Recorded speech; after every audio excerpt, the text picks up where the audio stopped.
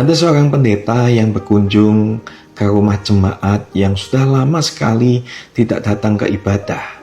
Saat dia sampai ke rumah jemaat tersebut mempersilahkan untuk duduk di dekat perapian di rumahnya.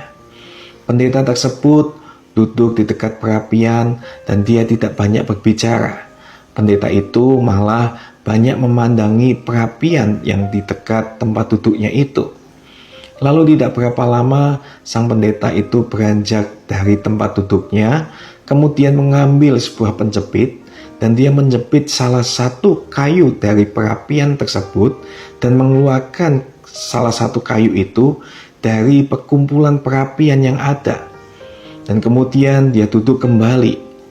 Dia duduk kembali dan memandangi kayu yang di luar perkumpulan perapian itu.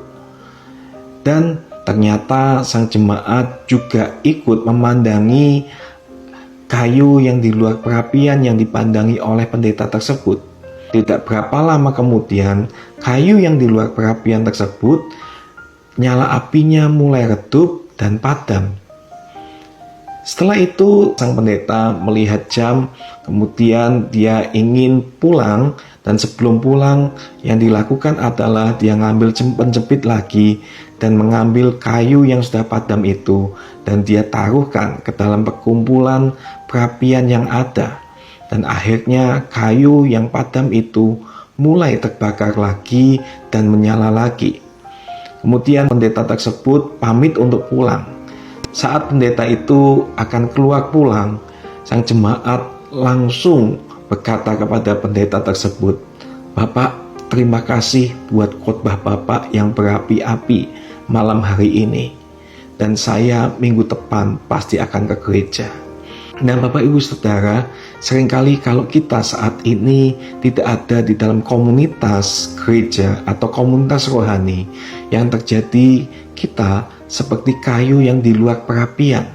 Tapi saat ini, kalau kita ingin hidup kita memiliki api rohani itu, kita harus ada di dalam yang namanya komunitas-komunitas rohani yang ada. Seperti ada yang tertulis di dalam Ibrani 10 ayat 25, dikatakan bahwa janganlah kita menjauhkan diri dari pertemuan-pertemuan ibadah kita seperti dibiasakan oleh beberapa orang, tetapi marilah kita saling menasihati dan semakin giat melakukannya menjelang hari Tuhan yang mendekat.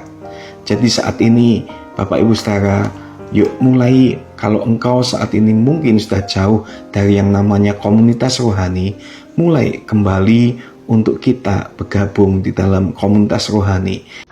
Mari saat ini kita kembali ke komunitas-komunitas rohani yang bisa saling menguatkan dan juga saling menopang satu sama lain. Terima kasih, Tuhan Yesus memberkati.